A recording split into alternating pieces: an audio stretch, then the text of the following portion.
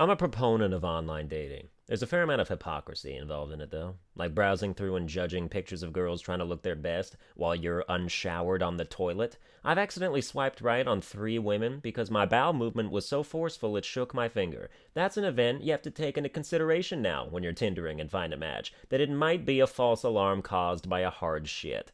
One of the times I did that, the person had liked me back, so it matched us and she sent me a message. I've never really dealt with the dilemma of how you tell someone that you're not actually attracted to them, it's just that your butthole jumped the gun.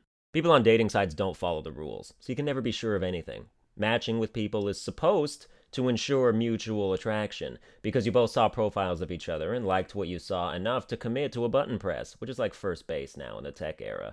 But I've learned the hard and stupefying way that there are no guarantees. I matched with a girl on Tinder, and we messaged back and forth for 3 days before I asked for her number. She wouldn't give me it, because she said it was too soon.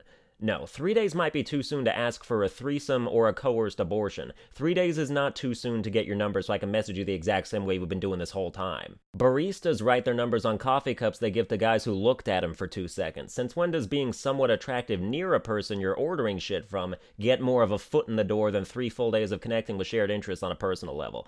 But I guess that's because there's a sense of security involved with seeing a stranger in real life as opposed to on the internet because they're tangibly in front of you and who they say they are. Behind my profile picture, I could be anyone, but if my witty online banter is any indication, you can at least take comfort knowing I'm the coolest sexual predator you've ever been attacked by.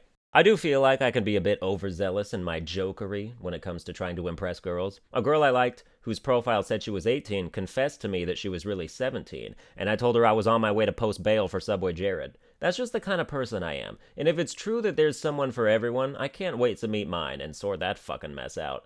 Another way people break the rules is that some of them have the gall to say they're only looking for friends. They'll even post pictures of their boyfriend to prove they're in a relationship.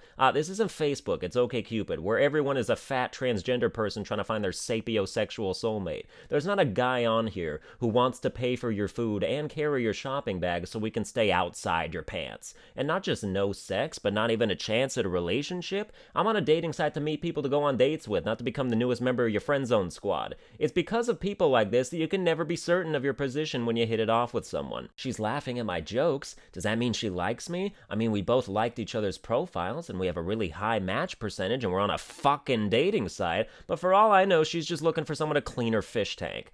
Women's profiles on these things are truly a vast and varied work of art, though.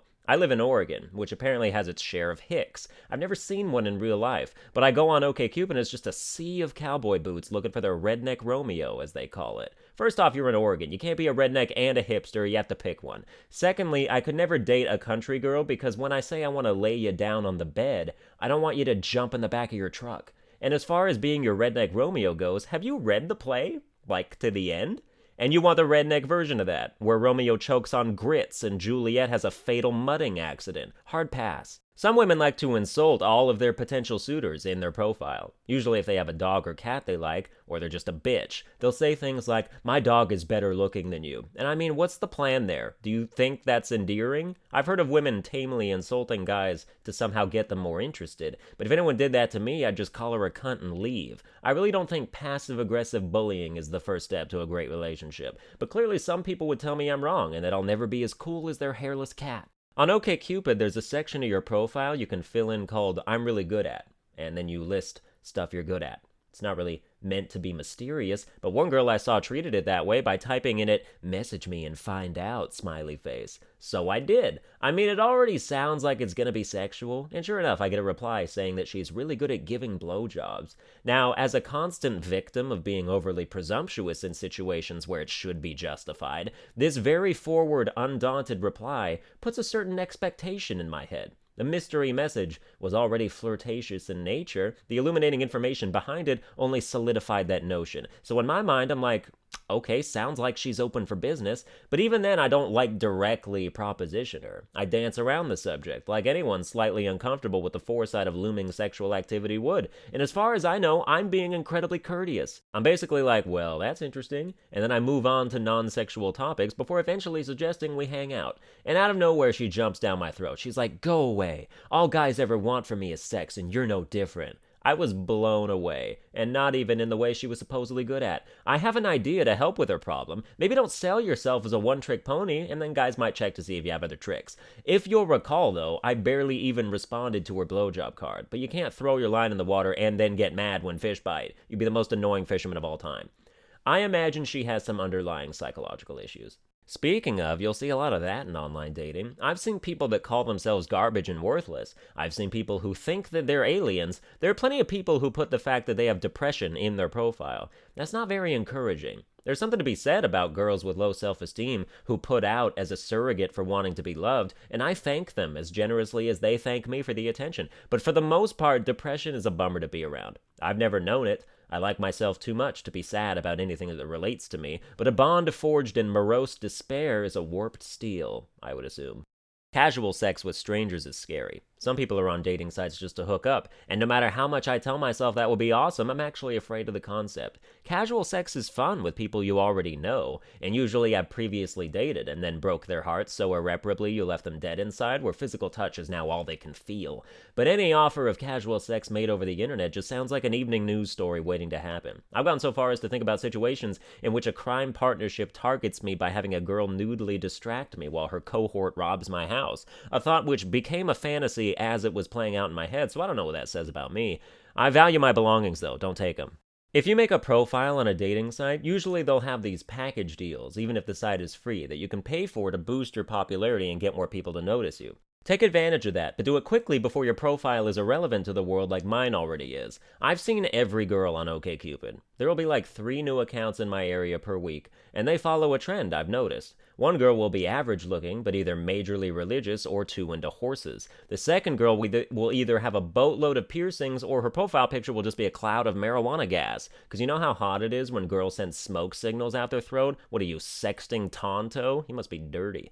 The third account will always be a fat black chick who insists you call her by whatever dumb nickname she has. My profile gets visited once every 2 weeks, like clockwork, by different random girls from Taiwan. Can't explain that. But yes, as aforementioned, pay the premium attention giver up front immediately. In OkCupid, you can boost for 15 minutes of being shot to the top of browser lists and quick match results for $2. $2. Is anyone of the mind that the potential love of their life needs to be met in a cheaper circumstance than $2? Man, I really like this girl, but I can't spend more money on her than I spent on my Cinnamon Toast Crunch today. That's too rich for my blood. I squandered my relevant time, so it's too late for me now. Just as I've seen every girl on OkCupid, every girl on OkCupid has seen me. Turned their nose up and went, nah, before swiping right on the dude with gauges who works at the pot dispensary. But my initial unwillingness to pay for eternal happiness has haunted me. 2 years of my unassisted profile went by before I gave in and bought a month of A-list for $10, which reveals all the people who liked me that were previously hidden to my knowledge, as well as a bunch of other things. In that time period, 44 profiles had liked me, which in 700 some days is probably pretty bad, but I went to see that list to check out if anyone there was attractive and still available. The short answer is no. 40% of them were fatties, and I have nothing against fat people, truly. But given that I'm afraid of quicksand, I feel like sex with one would dredge up too many similar feelings, so I avoid that. 30% of them had at least one zombie makeup picture, which seems to be the new duck face. I don't know what the purpose behind posting that is. Most guys I know aren't necrophiliacs, but even if they were, the fact that you're alive kind of ruins the whole point, doesn't it? Dressing up like a dog doesn't scratch the bestiality itch, you have to actually be the thing, I'm told. A couple of them were dudes. I have on my profile that I am a straight man. I should not be showing up on gay guy radars, but you wanting to put it in my ass technically doubles as a vote of confidence. I guess I have to accept the fact that attractive women don't like me. I mean, I'd say I'm slightly above average looking, but you have to keep in mind the raw, gushing geyser of multifaceted talent that's supposed to add to my number. I feel like girls have historically forgotten to take that into consideration for me. I mean, goddamn, the wit, the piano, the writing, the composing, voice acting, drums, tennis, hell, even a week ago I bought an electric left-handed guitar to become a virtuoso. I'm fucking stacked, bro.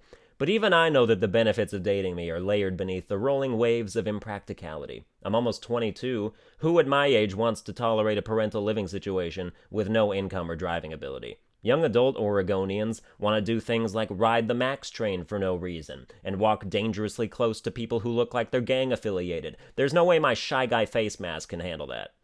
But that's all the material I have on online dating that I didn't already explicitly put in a stream of consciousness or fake facts video, so thanks for watching. If you enjoyed it, you can like, share, and subscribe, and I'll see you guys next time.